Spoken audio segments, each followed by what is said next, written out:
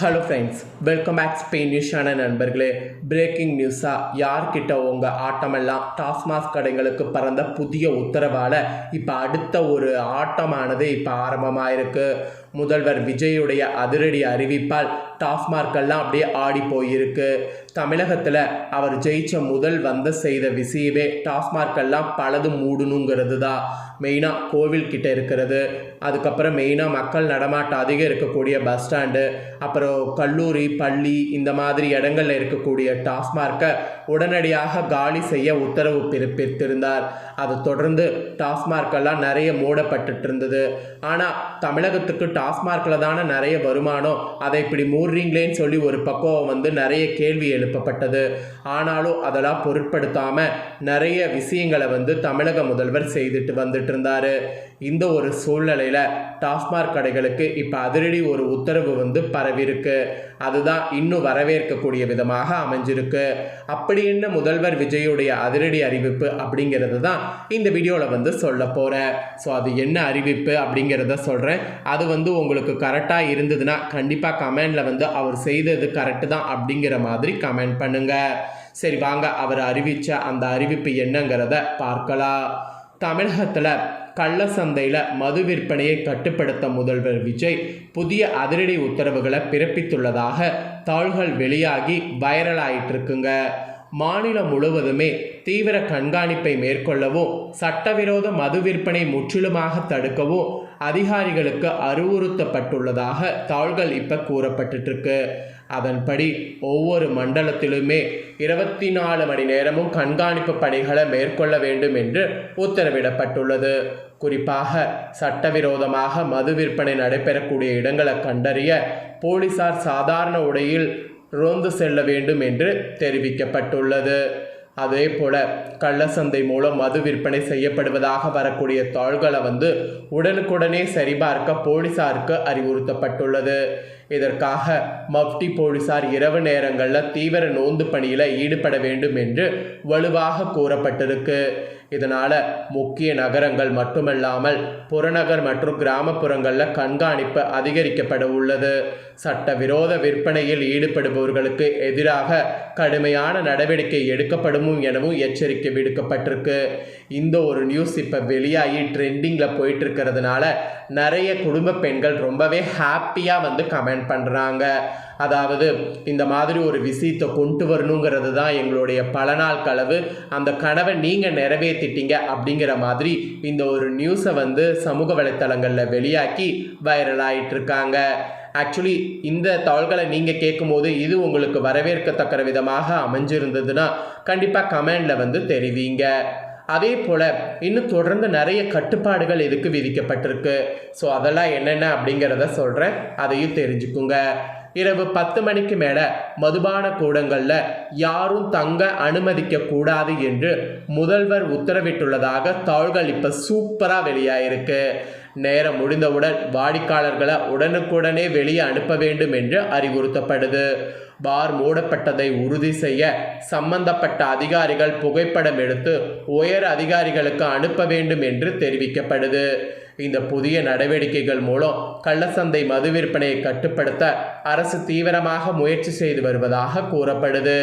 So இந்த ஒரு விஷயம் சமூக வலைத்தளங்களில் வெளியாகி ரொம்ப வைரலாக பரவிட்டுருக்கு. ஆக்சுவலி இது வரவேற்கக்கூடிய மாதிரி எல்லாருக்குமே இருக்குங்கிற மாதிரி சொல்கிறாங்க.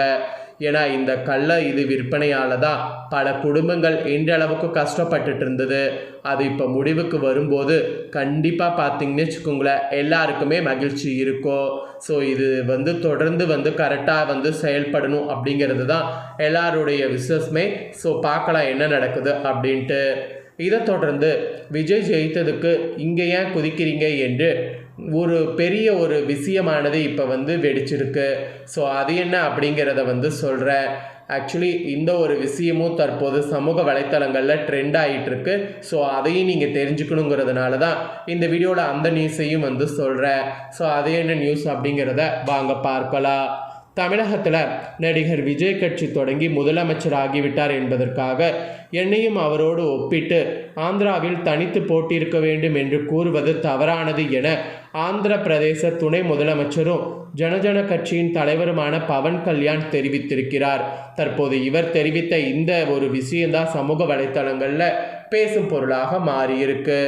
தெலுங்கு திரையுலகில் முன்னணி நடிகராக வலம் வரக்கூடிய பவன் கல்யாண் ஜனசேன கட்சியை தொடங்கி பல ஆண்டுகளாக ஆந்திர அரசியலில் ஈடுபட்டு வருகிறார். நடந்து முடிந்த ஆந்திர சட்டமன்ற தேர்தலில் தெலுங்கு தேசம் மற்றும் பாஜகவுடன் கூட்டணியில் இணைந்து போட்டியிட்டு வெற்றி பெற்ற அவர் தற்போது ஆந்திராவின் துணை முதலமைச்சராக பொறுப்பு வகிக்கிறார். இதற்கிடையே அண்டை மாநிலமான தமிழ்நாட்டில் நடந்து முடிந்த சட்டமன்ற தேர்தலில் நடிகர் விஜயின் தமிழக வெற்றி கழகம் கட்சி தொடங்கிய 2 ஆண்டுகளிலேயே மிகப்பெரிய வெற்றி பெற்று ஆட்சியை பிடித்திருக்கு.